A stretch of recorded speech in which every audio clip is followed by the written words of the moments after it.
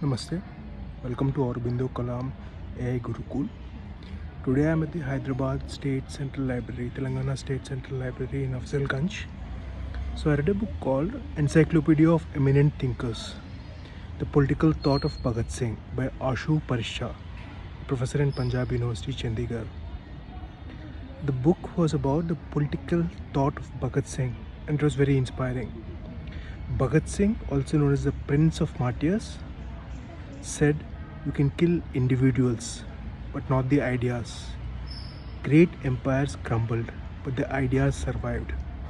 The idea of Bharat, a one nation, has survived since millennia, since thousands of years.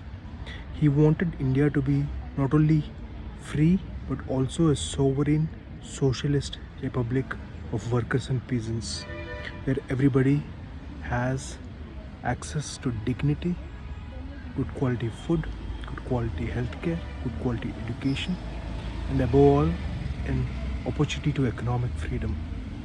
In the leaflet he and his fellow revolutionaries threw at the assembly, he declared, "Chaos is necessary to the birth of a new star. We dream of a glorious future when man will be enjoying perfect peace and full liberty. But the sacrifice of a few individuals at the altar of the great revolution that will bring freedom to all, rendering the exploitation of man by man, nation by nation, impossible, is inevitable." Netaji Subhash Chandra Bose, the founder of the INA, said the following about Bhagat Singh. Bhagat Singh, who has set an example of character and patriotism by sacrificing himself for the sake of the country's freedom, was from the Sikh community. The brave Sikh hero he is known as. He is known for that throughout the world. The Sikh community has to provide thousands of Bhagat Singhs for the cause of the country. And what are few Sikhs doing in Canada and in UK, promoting the Khalistan movement? It is a disgrace to the legacy of Guru Nanak and the lineage of the Sikh Gurus. Sikhs always stood first for the country. Do not radicalize yourself because of a few vested interests. Let's rise up for a new Bharat. I understand the beginning causes of the Khalistan movement. The then government, Indira Gandhi's government, should not have entered the Gurudwara in Amritsar and caused an havoc like that. The following massacres in Punjab, Delhi and other places is past.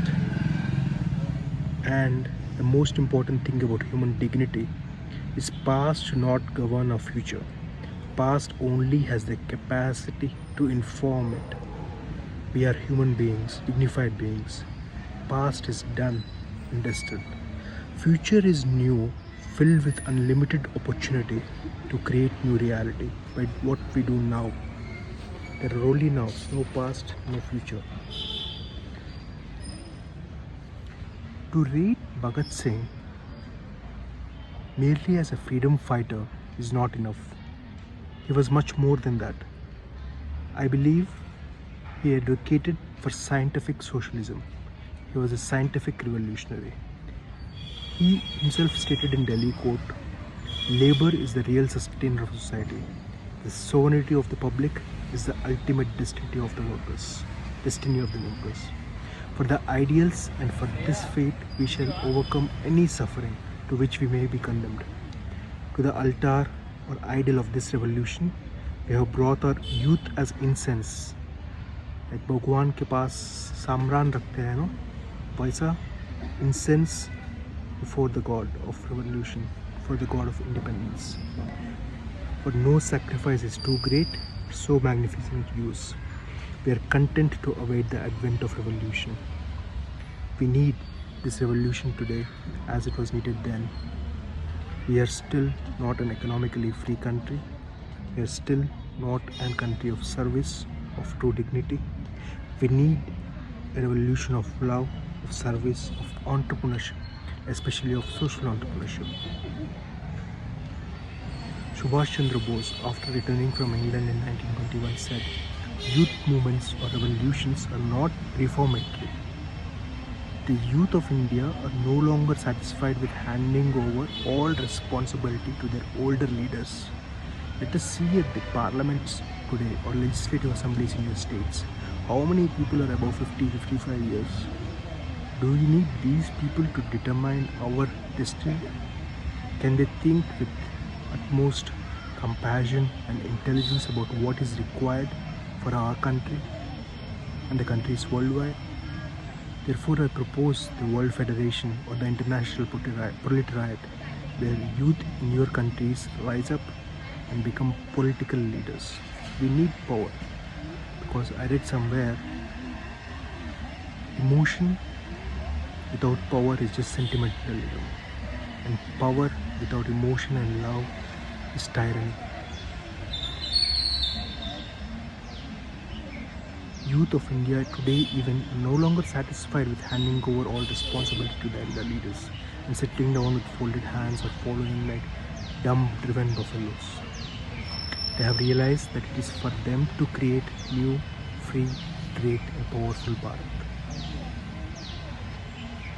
And in this book I also came across the idea that Japan and USSR, United Soviet Socialist Republic, or now Russia, has influenced and were the causes of Indian independence too.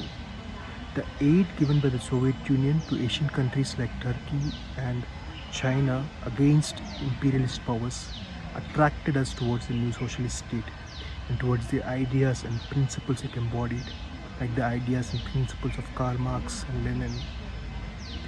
We need scientific socialism today with Antyodaya, welfare of the last person. The Satya Sena party in India, or the party known as in different names in different countries, which is going to come up. Our only manifesto is simple. It can be put in 5 lines. Health, education and food must be given by government of the highest quality, supported by industry, and industry titans need to be enlightened capitalists with triple bottom line of planet, people and profit, necessarily in that order. I repeat, planet, people and profit, necessarily in that order. Bhagat Singh was more of a scientific revolutionary who had the capacity to mold his thinking through reading and contemplation. I ask all students of the Aurobindo Kalam AI Gurukul worldwide to start reading and contemplate on that reading rather than just doom scrolling on TikTok or YouTube. Got it? So this gives you power of imagination, power of thinking, power of communication. For example, when Bhagat Singh himself admits that in the beginning he believed in terrorism, but as time went on, he realized that killing of innocent people was senseless. It only increased violence and sidetracked the actual social transformation. But force is to be met with force. Force, when aggressively used, was violent and morally unjustifiable. But when it was used to bring about a legitimate cause, it has its moral justification. Another idea that I read in this book is by a maxim by Karl Marx. Political actions were not the cause but were the products of economic forces. A change in the balance of economic power was the rationale upon which depended on all the other changes in human history. According to Bhagat Singh, freedom struggle was meant and is the root cause and was fought for economic freedom and the improved economic status of masses. If in independent India poverty was not removed, the country would only be free in its name. Sirf naam ke liye. If independence only meant change of masters, it was against the interests of the common man. And today, are the common man still slaves? I ask this question. Common man truly are in many places. Just the masters are different. By revolution, Bhagat Singh meant that the present order of things, which is based on manifest injustice, must change.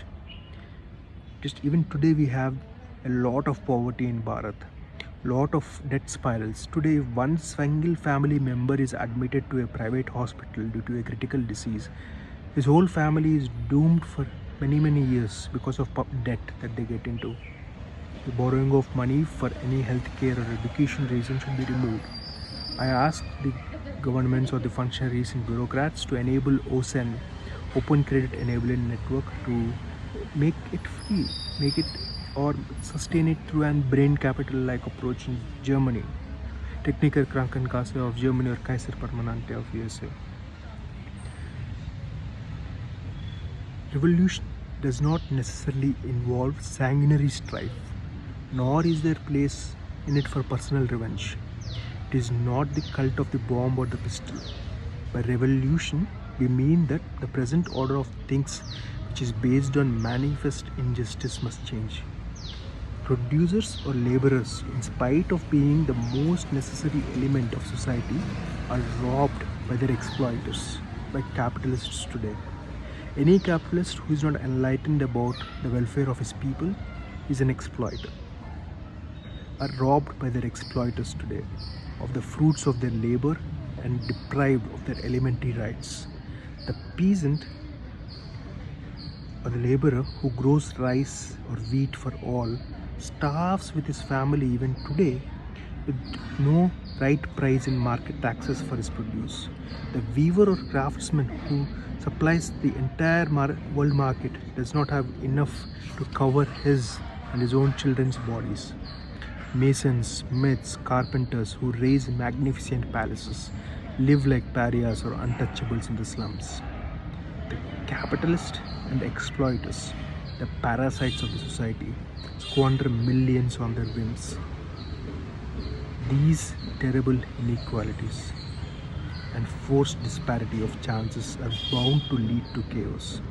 The state of affairs cannot last long, and it's obvious to the present order of society in mere making is on the brink of a volcano. The whole edifice of civilization, if not saved in time, shall crumble. A radical change therefore is necessary, and it is the duty of those who realize it to reorganize society on the socialistic model. Unless this is done and exploitation of man by man and nations by nations is brought to an end, suffering and carnage with which humanity is threatened today cannot be prevented.